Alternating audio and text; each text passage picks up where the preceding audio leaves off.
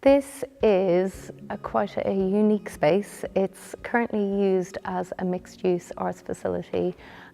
It is a former swimming pool / former dance centre, and now is used as a community and hireable space.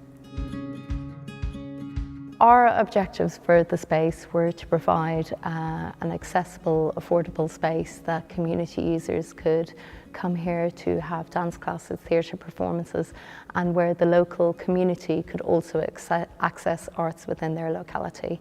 I think one of the great advocates of maintaining this space for community use is the local community hub group. For them, it is a really important centre for their community because they have felt that in the local region around here doesn't really cater for them as a community. So for them it is a really community-led space. I spend a lot of time with the guys from the Jake as well as Community Hub.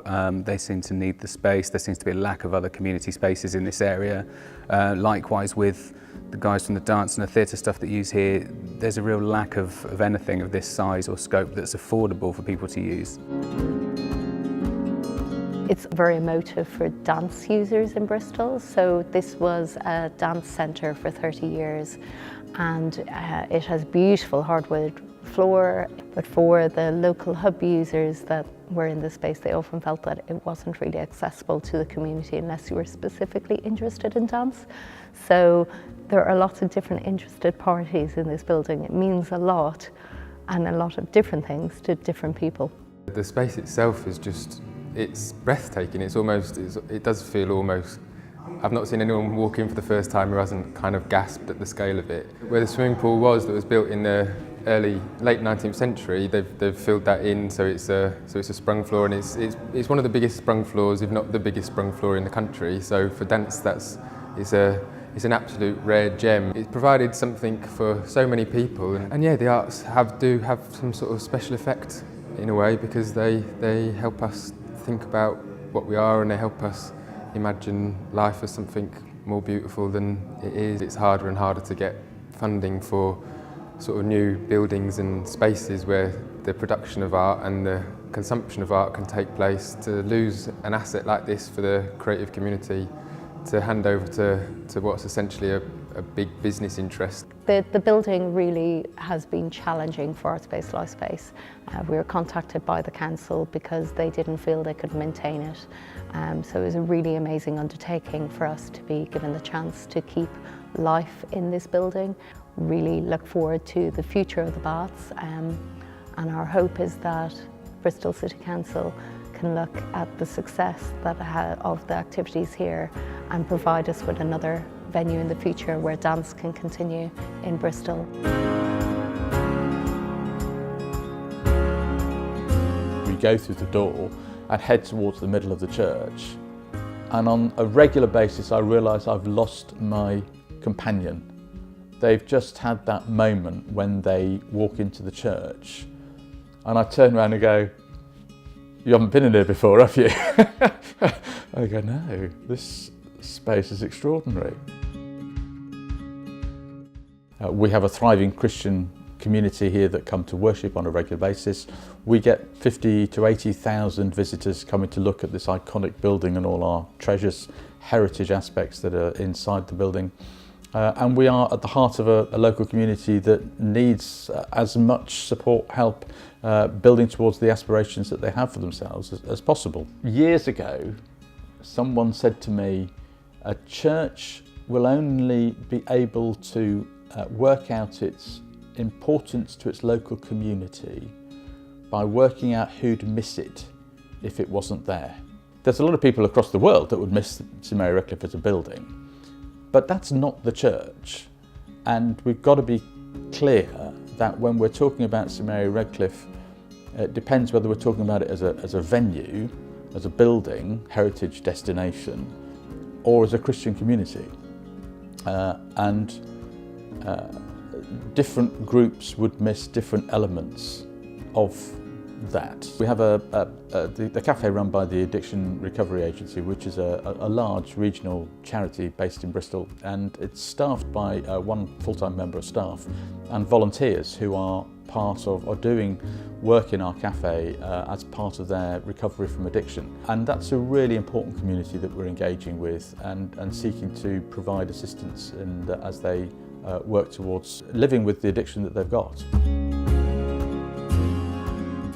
We provide training and development opportunities for people who are in recovery from drug and alcohol addiction to build up a CV of skills with the view to moving on to paid work or full-time training. And it gives people, people come here for a variety of reasons. People might come here to focus on their self-esteem, sociability, or just specifically to get the training to move on into paid work. But most people come here for the camaraderie and the normality of work, rather than just solely focusing on recovery. You know, this is a commercial kitchen. We have to succeed in the commercial environment, but also to have a kind of little hub for the local community as well in the congregation. There aren't many opportunities for people in recovery to gain customer service skills, barista skills, the sort of forward-facing skills to interact with people, you know, outside of the recovery community. And I mean, really, we're one of the only kind of organisations to offer that.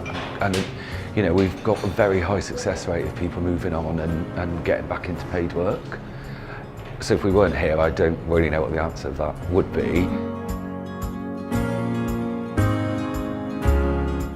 We're an independent organisation and we are here for the community, and we provide lots of different projects plus social activities, and we also encourage other organisations to come here and put on lots of different activities.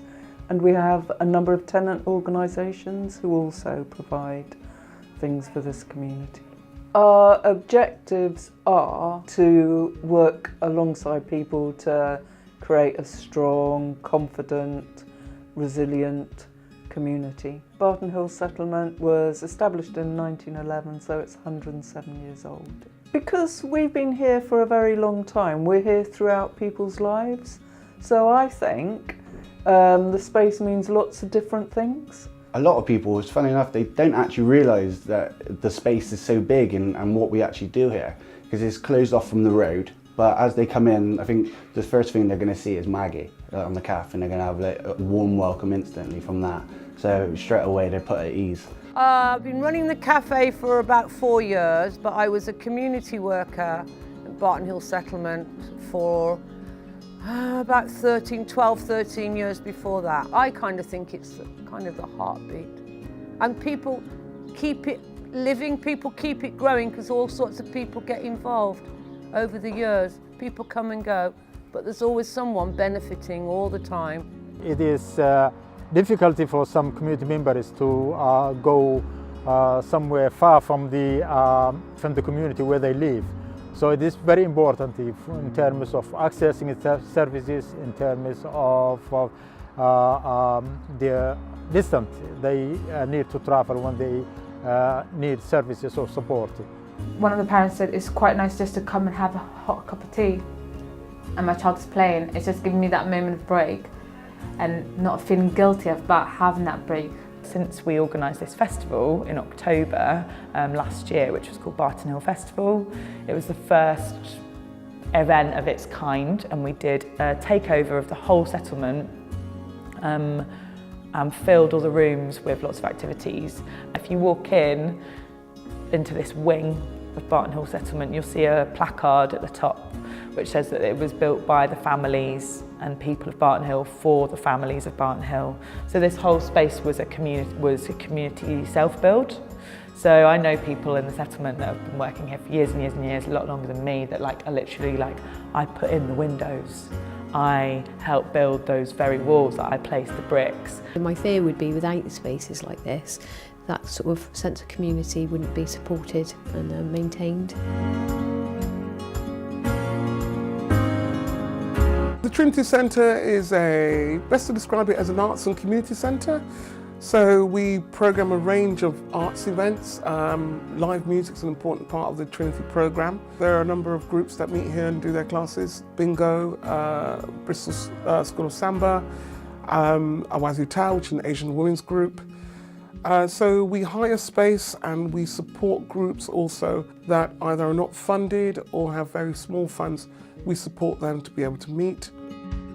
What impresses me is the variety of ways in which Trinity sits in different people's memories. So the first people who took on Trinity, the Caribbean Enterprise Group, and they had an idea that gigs and so on would help to subsidise the training and other commitments, the social commitments and the social responsibility elements, put it that way.